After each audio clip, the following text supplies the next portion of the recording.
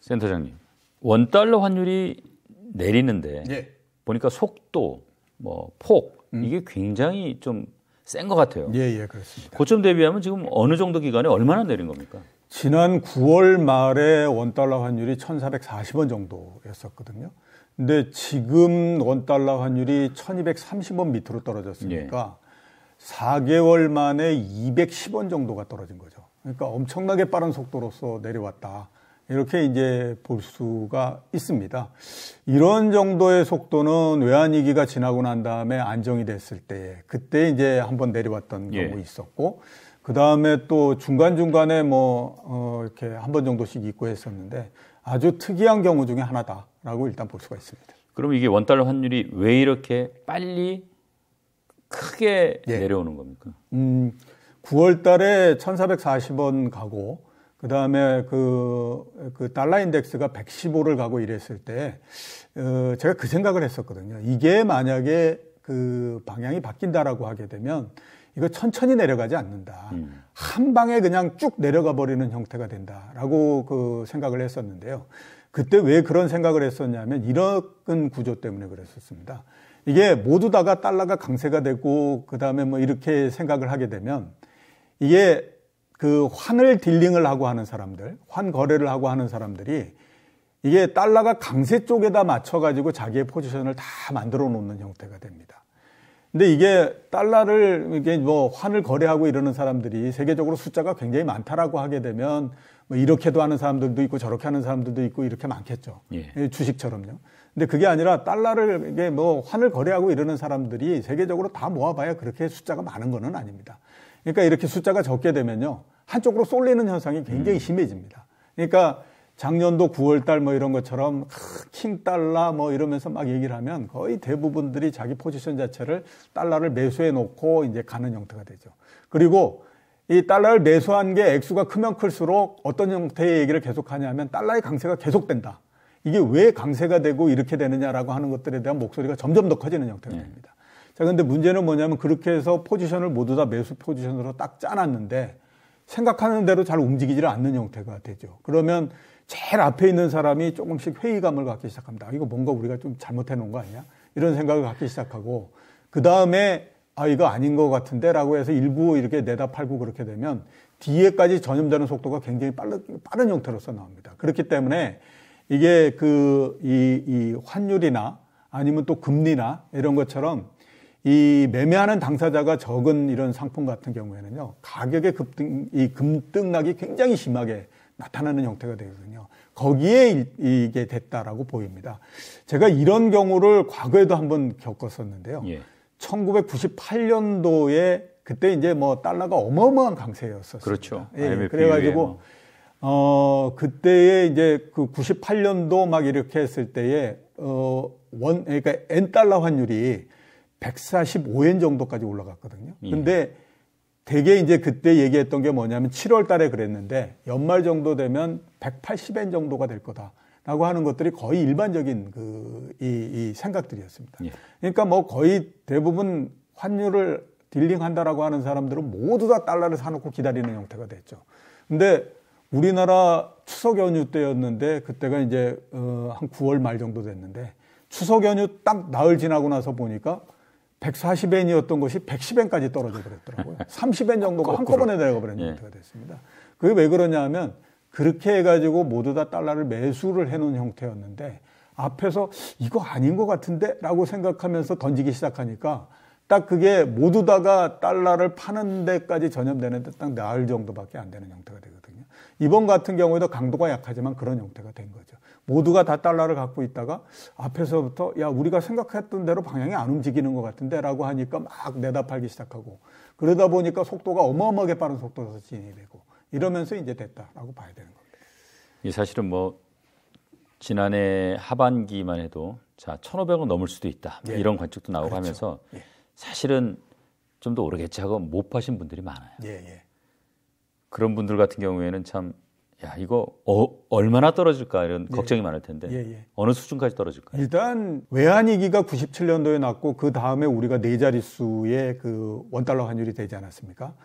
그리고 난 다음에 월별로 한번 쭉 따져보게 되면요. 거의 80% 이상이 1,100원대 밑에 있었습니다. 그러니까 1,199원 밑에 있고, 이 아래쪽에는 한 1,000원 정도 이런 수준 내에 있거든요. 그러니까 1,000원에서부터 1,199원 사이에 있는. 대략 200원의 폭을 가지고 왔다 갔다. 그 폭 내에서 지난 한 30년, 한 20몇 년 동안에 한 80% 넘는 기간이 그 내에 있었다라고 하는 거죠. 그러면 이번 같은 경우에도 이미 강달러가 끝났다라고 보게 되면 이 정상의 수준으로서 들어와야 되는 그런 형태가 되잖아요. 그러면 그 정상의 수준이라고 하는 건 1,100원대 정도로서 들어오는 겁니다. 그러니까 뭐 1,190원이 될 수도 있고 1,150원이 될 수도 있고 뭐 이런 형태가 되는 거고요. 자, 지금 이제 많이 기대하는 것 중에 하나가 뭐냐면 우선 아무튼 1,440원에서부터 시작해서 이제 1,200 뭐 얼마까지 이렇게 떨어졌는데 여기서 다시 한번 강달러가 돼가지고 또 1,400원 이렇게 갈 가능성 이거 한번 볼 수 있는 거고요. 그게 아니라 여기서부터 떨어져가지고 아예 그냥 막 1,100원대 초반으로 한번 내려가 버리고 뭐 이러는 것도 한번 또 생각해 볼 수 있는 건데 둘 중에 어떤 확률이 더 높냐? 저는 뒤쪽의 확률이 더 높다라고 봅니다. 왜냐하면 이미 강달러가 끝났기 때문에 이런 상태에서는 사람들이 뭐 달러를 추가적으로 사서 어떻게 하고 하는 거에 대해서 굉장히 두려움을 가질 수밖에 없거든요. 그렇기 때문에 제가 생각했을 땐 1,100원대로 들어오는 것이 아마 더 확률이 굉장히 높다 이렇게 이제 보고 있습니다. 지금 말씀 들어보면은 이 환율이라는 것도 결국은 어쨌든 뭐 사람이 다루는 거고 그러다 보니까 추세라는 게 있다는 말씀이세요? 예, 그렇죠. 주식 그다음에 뭐 금리 그다음에 환율 뭐 이렇게 따졌을 때요. 제일 추세에 영향을 많이 받는 것이 환율입니다. 주식보다도 훨씬 더 그 추세에 영향을 많이 받는데요. 그렇기 때문에 환은 어떻게 보면 상당히 거래하기가 쉬운 상품 중에 하나다라는 얘기를 많이 하거든요. 한번 어떤 쪽으로서 추세가 만들어지게 되면 일정한 기간 동안에 걸쳐서 그 추세를 계속해서 유지해 가면서 가는 형태가 됩니다. 그러니까 앞에서 말씀드렸던 것처럼 4개월 전에 한번 그 피크를 치고 내려오고 그러면 지금은 이렇게 하락하는 추세에 있는 거잖아요. 그 4개월 동안에 하락하는 추세가 계속해서 이어지고 있는 형태인 거거든요. 그렇기 때문에 환율이라고 하는 것이 다른 어떤 그 자산보다도 추세의 힘이 굉장히 강한 그런 형태가 되고요. 그리고 이제 그 추세의 힘이 강한 이유가 뭐냐라고들 많이 얘기할 때 이런 얘기들을 많이 합니다. 환율이라고 하는 거는 주가보다도 더 예측하는 것이 불가능하다. 그렇기 때문에 대개 그걸 거래하는 사람들이 기술적 분석이라고 하지 않습니까? 그래프 보고. 이거를 가지고 거래를 많이 하기 때문에 모두 다가 그거를 가지고 하다 보니까 추세가 한번 정해지면 그 추세에 따라서 쭉 움직이는 그 힘이 훨씬 더 강하다라는 얘기를 많이 하거든요. 환율은 그래서 굉장히 추세가 다른 어떤 자산보다도 더 강한 그런 그 특징을 갖고 있습니다. 자, 지금 이게 사실은 이제 달러 약세라는 게 결국은 미국의 금리가 계속 오르진 않고 뭐 정체되거나 좀 하향 추세를 갖게 될 것이다라는 그런 사실은 예측이 좀 깔려 있는 거라고 봐야 되는 건가요? 그렇죠. 예. 기본적인 펀더멘탈은 그 부분이 어느 정도는 좀 작동을 했다라고 봐야 되죠.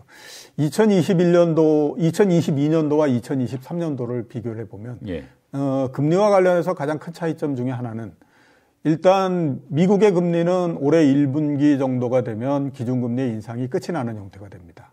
근데 유럽의 금리 인상은 올해 하반기까지도 계속해서 이어질 걸로 그렇게 생각이 되고 있거든요. 왜냐하면 일단은 아무튼 물가 상승률이 유럽이 미국보다도 훨씬 더 높은 상태고요.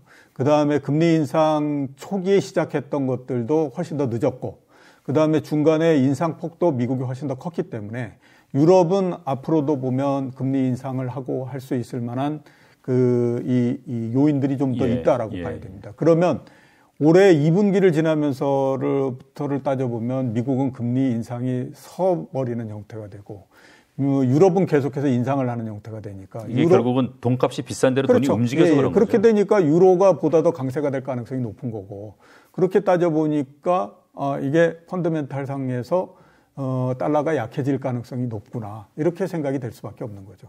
그렇기 때문에 가장 기본적인 형태로서 일단 금리 이런 부분들이 이게 그 달러를 약세를 만들고 이러는 데 역할을 하고 있다라고 볼 수가 있습니다. 우리 지금 코스피가 1월 출발이 좀 좋은 편이잖아요. 예, 그렇습니다. 아마도 이제 암묵적으로 그런 어떤 지금 말씀하신 분위기 기대감도 있을 것이고 또 예. 그 이외에 뭐 다른 요소들도 좀 있습니까? 우선 이제 뭐 가장 큰 부분들은 주가가 좀 많이 떨어졌다라고 하는 것들이 역할을 했다라고 봐야 되겠죠. 결국 가격입니다. 예, 그렇죠.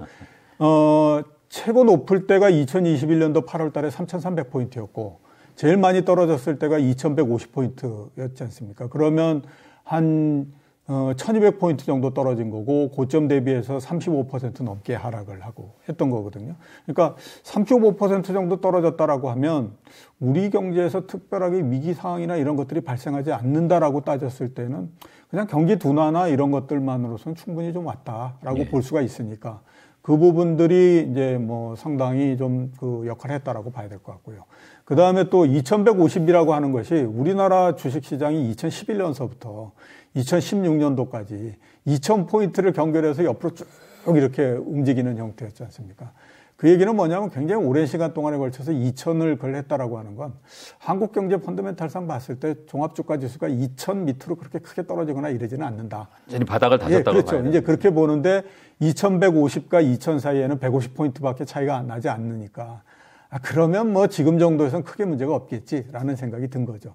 그렇게 되다 보니까 1월 달에 이제 주가가 상당히 많이 상승을 했고 거기에다가 외국인들의 매수도 많이 늘어났고 또 이제 이게 환경을 보니까 금리 인상도 이제는 어느 정도 다 끝이 난 것 같고 거기에다가 2022년도 하반기 연말 이럴 때에 2023년도에 전 세계적으로 경기가 굉장히 안 좋아가지고 그때 많이들 얘기했던 게 뭐냐면 2023년도는 모두가 가난해집니다. 이런 얘기를 했는데 막상 시작해놓고 보니까 그런 정도는 아닌 것 같고 경기가 그렇게 어마어마하게 침체가 되고 여러 군데에서 위기가 발생하고 이런 것도 별로 없을 것 같아 라는 생각이 드니까 1월 달에 이제 주가가 그에 따라서 상당폭 상승을 하고 이런 형태가 나온 거죠. 종합주가지수를 보면 예. 작년 하반기에 이 그래프를 보면 나름대로 봉우리가 이렇게 두 개 있었어요. 예, 있었습니다. 그리고 어떻게 보면 이제 그때부터 따지면 이번이 세 번째인데 예.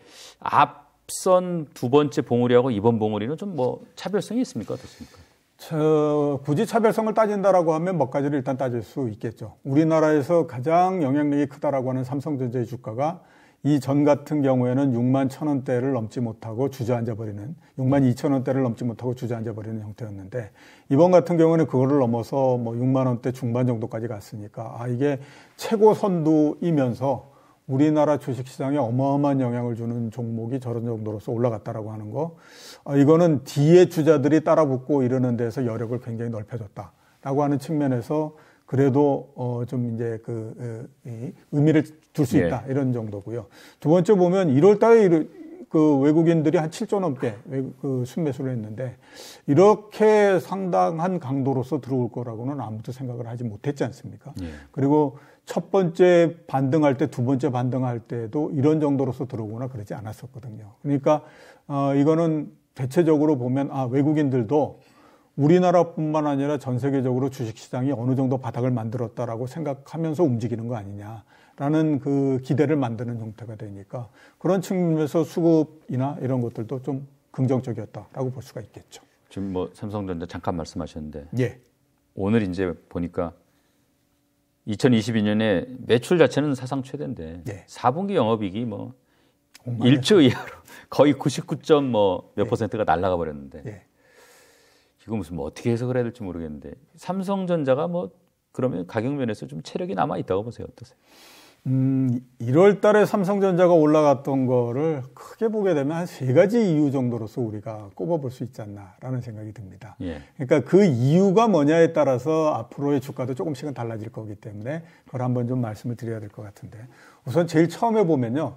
코스피가 반등할 때에 제일 처음으로 올라가는 주식은 삼성전자입니다. 왜냐하면 떨어질 때에 주가가 떨어지면 대단히 공포를 느끼잖아요, 사람들이. 그러니까 반등을 할 때 제일 먼저 선택하는 주식은 항상 보게 되면 우리가 가장 믿을 수 있는 주식을 가지고 합니다. 그렇기 때문에 작년도 7월 달에도 그렇고 작년도 10월 달에도 그렇고 반등을 할 때 제일 먼저 삼성전자가 올라갔죠. 이번도 역시 제가 봤을 때는 그런 것들이 상당히 많이 작용을 했다라고 볼 수가 있고요. 두 번째로 보면 외국인들이 굉장히 많이 주식을 샀다 이겁니다. 그러니까 1월 달에만 보면 외국인들이 한 2조 5천억 원 정도 이렇게 삼성전자를 매수를 했거든요. 그게 전체 외국인 매수의 37%입니다. 그러니까 37%를 한 종목에다가 지른 겁니다. 그냥. 그 다음에 삼성전자 하루 거래 대금의 18% 정도입니다. 그러니까 하루 거래되는 대금의 20% 정도를 외국인이 순매수를 한 거죠. 그러니까 이렇게 외국인 전체 순매수의 37%를 한 종목이 차지하고, 그 다음에 삼성전자 그 거래 대금의 20%를 외국인 순매수가 차지하게 되면, 그런 정도로 수급으로서 밀어붙이기 시작하면요, 이건 안 올라갈 이 방법이 없습니다. 그러니까 아무튼 순매수가 되는 동안에는 주가가 올라간다라고 봐야 되거든요. 그 힘이 또 작용했다라고 봐야 될 것 같고, 세 번째는 앞으로 좋아질 거야라는 생각을 하는 거죠. 비록 4분기 때는 영업이익이 엉망이 되고 했지만, 이제 뭐 올해 내에 반도체 경기가 바닥을 치고 올라갈 거야. 그리고 그렇게 되는 거는 지금 봐봐, 반도체 그해 가지고 재고도 굉장히 많고 이렇잖아. 이거 결국 건디지 못한다. 그러면 어떻게 하느냐? 반도체처럼 플레이어가 적은 산업에서는 서로 간에 눈치 봐가면서 감산하고 이렇게 할 거니까, 감산하고 나면 그 다음에 이제 이렇게 해서 업종 경기 바닥치고 올라갈 거 아니냐. 이런 이제 기대. 예. 이런 것들이 이제 같이 동시에 작용하는 겁니다. 자, 이걸 가지고 한번 보면 주가가 반등을 할 때 제일 먼저 삼성전자가 올라갔다. 이것만 가지고는 이제 더 이상 올라가기는 어렵죠. 왜냐하면 삼성전자도 주가가 어느 정도 상승을 했기 때문에, 이게 뭐 반등할 때 올라가는 첫 번째 주자면 이미 주가가 올라가면 그 다음에는 이게 약해지는 거예요. 에너지가 좀 약해지는 거예요. 그거 갖고 갈 수는 없습니다. 두 번째, 수급으로 외국인들이 밀어붙였다. 외국인들의 수급이 바뀌게 되면 바로 이게 주가가 달라지는 형태가 됩니다. 그래서 1월 마지막 주에 외국인들의 매도를 하기 시작하니까 주가가 갑자기 흔들려 버리지 않습니까? 예. 그러니까 이것만 가지고도 또 올라갈 수가 없습니다. 결국에 올라가는 거는 뭐냐면 앞으로 업종 경기가 좋아진다라고 하게 되면 올라갈 수 있다라고 하는 거죠. 근데 지금 얘기하는 것만 가지고는 논리가 조금, 제가 봤을 때는 조금 좀 딸린다라는 생각이 듭니다. 왜냐하면 감산해가지고 한다라고 하는 건 공급을 줄이는 거잖아요. 공급을 줄이는 거는 이익이 줄어드는 거를 막을 수 있는 그 역할은 한다고 하더라도, 이익이 늘어나기 위해서는 수요가 증가를 해야만 됩니다. 근데 지금 수요가 증가한다라고 하는 부분들은 없거든요. 그러니까 세 개 모두 다를 놓고 봤을 때에 주가가 계속해서 상승하기는 어렵다라고 봐야 되죠. 그렇게 되면 결론은 뭐냐면 삼성전자 주가는 대략 6만 원대 중반 정도에서 추가적으로 상승하는 거는 그렇게 쉽지 않은 국면에 지금 부딪혔구나라고 볼 수밖에 없습니다. 지금 그럼 이런 상황에서는 또 어떤 업종, 어떤 섹터에 좀 관심을 둬야 된다고 보세요? 반도체에서 경기가 쭉 과거서부터 올라오면서 삼성전자 주가도 올라오고 했지 않습니까? 예. 그래가지고 왜 뭐 90년대 초, 80년대 중반 이때 대비해서 보면 삼성전자 주가가 150배 넘게 올라갔다, 이런 얘기를 많이 하거든요. 그러면 삼성전자 주가가 150배 올라가는 동안에 꾸준히 계속해서 올라갔겠습니까? 제가 경험했던 걸로는 삼성전자 주가만큼 어마어마하게 변동을 했던 주식도 없거든요. 올라갈 때는 쭉 올라갔다가 업종 경기 한번 꺾였다 그러면 고점에서부터 거의 한 75% 주가 떨어졌다가, 그 다음에 업종 경기 한번 바닥 쳤다라고 하면 거기에서부터 한 15배 또 올라갔다가 막 이러면서 지금이 된 겁니다. 그러니까 어떤 산업도 이게 성장을 하는 과정 속에서 기복이 없는 산업은 없습니다. 2차 전지도 마찬가지인 겁니다. 지금 보면 뭐 그래서 이런저런 얘기하고 뭐 이런 것들은 가격이 높고 해서 한번 기복에 이제 이게 떨어지고 뭐 이렇게 한 건데, 우리가 하나 생각해 보면 시간이 지나면 전기차가 대세가 될 거고, 전기차가 대세가 됐을 때 2차 전지라고 하는 것이 굉장히 중요한 역할을 한다라고 하는 것들은 그건 부인할 수가 없는 부분들이지 않습니까? 그러면 시간이 지나면 이렇게 기복이 됐던 부분들을 또다시 메꿔가면서 또 올라가면서 산업이 확장되고 이런 형태로서 가는 거거든요. 그렇기 때문에 이후 12월 달에 주가가 많이 떨어지고 했으니까 지금에서 뭘 그렇게 두려워하느냐, 이런 생각이 드는 거죠. 그래서 제가 봤을 때 지금 그거 괜찮다, 이런 생각을 하고 있습니다. 말씀 좀 나왔으니까 약간 곁길로 새는 건데, 테슬라가 예. 이제 전기차가 정말 이제 내연기관을 대체해서 이제 주종이 되는 시대가 되면 예. 과연 지금과 같은 대장 노릇을 할 수 있을까? 이거에 대해서 좀 설왕설래하는데 어떻게 보십니까? 지금 우리가 전기차가 굉장히 많이 보급되고 그런 것 같지만 세상에서 돌아다니는 차의 4% 정도밖에 안 됩니다. 나머지 96%는 내연 자동차이거든요. 그리고 내연 자동차를 만드는 회사 입장에서는 이게 전기차 시장이 빨리 오는 것도 그렇게 환영하지 않습니다. 왜냐하면 우리가 96%의 시장을 지배하고 있는데 이거 우리가 뭐 여기에서 뽑아 먹을 수 있을 만큼 충분히 뽑아 먹어야지, 이런 형태인 거잖아요. 그러니까 그쪽에서는 지금도 어떤 생각을 하냐면 전기차 시장이 가능한 한 늦게 왔으면 좋겠다라고 하는 거죠. 그렇기 때문에 투자도 이게 좀 늦추고 이런 형태가 되는 거거든요. 근데 테슬라 입장에서는 그런 그게 없기 때문에 아무튼 지금에서 계속 투자해가지고 전기차 시장을 빠른 형태로서 이렇게 지배를 하고 이렇게 하고 싶어 하는 거죠. 근데 본격적으로 이제 한 전기차가 전 세계 자동차에서 차지하는 비중이 10% 정도가 되게 되면 그 다음서부터 내연 자동차 쪽으로의 투자는 들어가지 않습니다. 그거는 어떤 새로운 산업이 만들어지고 했을 때 역사를 보게 되면 공통적으로 나타나는 현상이거든요. 그러면 그때에서부터 본격적으로 이제 내연 자동차 시장이 회사들이 들어오는 형태가 될 텐데, 한번 따져보면요, 그런 회사들은 이미 자동차를 만든 것이 100년이 넘습니다. 그러니까 어떤 자동차를 만들어야 사람들이 좋아하는지, 어떻게 자동차를 잘 만들 수 있는지, 이런 것들도 다 어마어마한 노하우가 쌓여 있는 거고요. 그 다음에 전 세계적으로 자동차 판매망 이런 것들도 다 깔려 있고 생산망도 다 깔려 있고 이런 형태인 겁니다.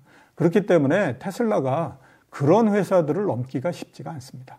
그래서 제가 봤을 때는 테슬라는 호랑이 없는 굴에 여우 노릇한 거고, 그게 2022년도 주가에서 야 그럴 수도 있는 거 아니야? 라고 사람들이 생각하면서 $400가 $100까지 75% 막 이렇게 떨어지고 그거 한번 겪어본 거고, 이렇게 됐다라고 봐야 되는 거죠.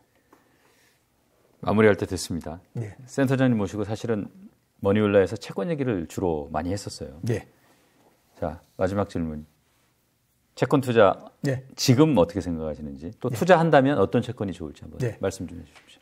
작년도 초, 2022년도 초 이럴 때에 트리플 B 회사채 이런 것들을 3%대에서 살 거냐 말 거냐, 그러니까 뭐 3.3, 3.2 여기에서 살 거냐 말 거냐 이런 것들을 가지고 고민을 했었거든요. 트리플 B 플러스라고 하는 건 투자와 투기 등급 사이를 왔다 갔다 하고 있는 그런 기업들입니다. 근데 지금은 한때에 그랬을 때에 2022년도 말 이럴 때 한전채가 5.7%까지 올라가고 있었습니다. 지금도 보면 A등급 회사채의 금리가 5% 중반 정도 되거든요. 그거 뭐 그렇게 겁이 나서 지금 못하냐 이런 생각이 듭니다. 거기에다가 앞으로 금리 한번 보시게 되면요, 금리가 막 떨어지거나 이러는 것보단 상당 기간 동안에 걸쳐서 옆으로 쭉 이렇게 가는 형태가 될 겁니다. 우리나라의 3년물 국채 수익률, 미국의 10년물 국채 수익률이 대략 보게 되면 3.5%를 이 중심점으로 해서 쭉 옆으로 가는 형태가 될 걸로 보이거든요. 그러니까 지금과 같은 금리가 높은 수준이 계속해서 유지된다라고 하는 거죠. 그렇기 때문에 지금 정도에서는 채권을 사고 하는데 문제가 없습니다. 작년도에 한전채 이런 거 그렇게 높은 금리에서 살 수 있는 좋은 기회였는데, 그때는 겁이 나가지고 혹시 한전이 망하지 않을까라고 하는 겁이 나가지고 못하고 그랬었는데, 지금은 보면 그거보다도 좀 낮춰서요, 회사채 A등급이나 이런 거 사면 좋습니다. A등급 회사채 한번 따져보면요, 현대백화점도 거기에 아마 들어가 있을 거고요. 그 다음에 현대카드, 현대캐피탈 이런 것들도 다 거기에 들어가 있습니다. 우리가 그거를 만약에 주식시장에서 현대카드다라고 하면 그거 되게 우량한 회사죠, 이렇게 얘기할 텐데, 지금 채권시장에서는 그게 혹시 부도가 나지 않을까라고 해가지고 지금 겁을 내고 있는 상태입니다. 현대캐피탈은 부도가 잘 나지 않습니다. 왜 그러냐면 현대캐피탈을 현대캐피탈이라고 하는 회사를 만든 가장 큰 목적은 현대자동차가 자동차를 팔기 위해서 그거에 금융을 해주기 위해서 만든 회사인 거거든요. 그러니까 그런 거를 따지게 되면 이게 A등급 회사채라고 하는 것이 얼마나 안정적인데, 이게 채권을 잘 모르니까 공포는 굉장히 커지고 그러다 보니까 이런 거다라는 생각이 굉장히 많이 들거든요. 대한항공이 BBB 플러스입니다, 신용등급이. 그러니까 그런 것들을 따지게 되면요, 이게 자꾸 채권에 대해서 너무 겁을 내실 필요는 없고, 지금은 A등급 회사채 이런 거 사시고 해도 문제가 없습니다. 너무 이게 공포를 갖게 되면요, 외환위기 나고 난 다음에 우리나라에서 채권 운용 모두 다 국채 아니면 트리플 A 회사채, 그러니까 삼성전자 이런 것만 갖고 하고 했었어요. 그건 너무 과다한 거거든요. 지금도 제가 봤을 땐 그렇습니다. A등급 회사채 좋습니다. 금리 5% 중반 정도 되면 뭐 땡큐죠. 뭐. 예. 고맙습니다. 예.